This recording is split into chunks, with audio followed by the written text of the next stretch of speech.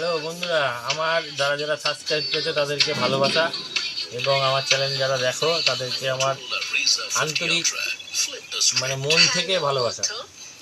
আমরা এখন এই ঠাকুরগুলোকে সাজাবো, সাজানোর জন্য অলংকার তোলা হচ্ছে, গহনা তোলা হচ্ছে। এই দেখো, এটা হচ্ছে গহনা তোলা হবে, এটা হচ্ছে গণেশের গহনা। এইভাবে ডাইসে ফেলে আমরা এই গহনাগুলোকে তুলি, এইভাবে তুলবো গহনাগুলোকে। এবং এর গহনাগুলো যাতে শক্ত থাকে, কেটে না পড়ে যায়, তার জন্য আমরা একটা কাজ করি।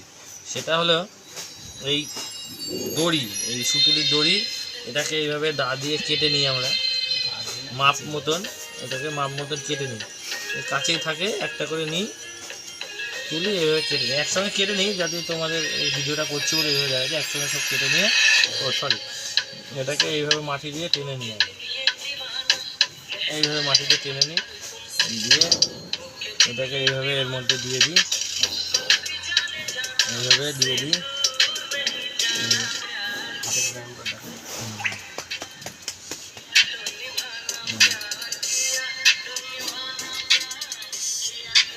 এই যে আমাদের সূর্য ভাই, এই যে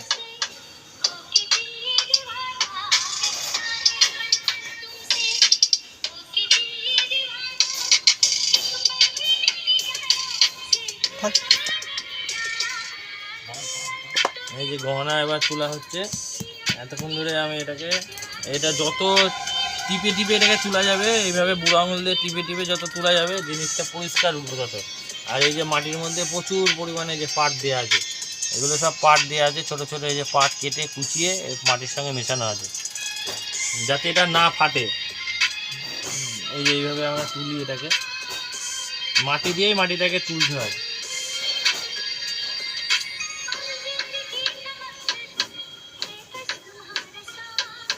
এই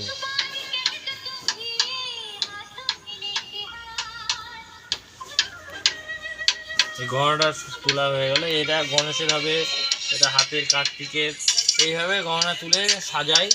আর যখন আমরা গহনা লাগাবো তখন আমরা পরের ভিডিওতে আমরা দেখিয়ে দেবো কীভাবে গহনা লাগাবো।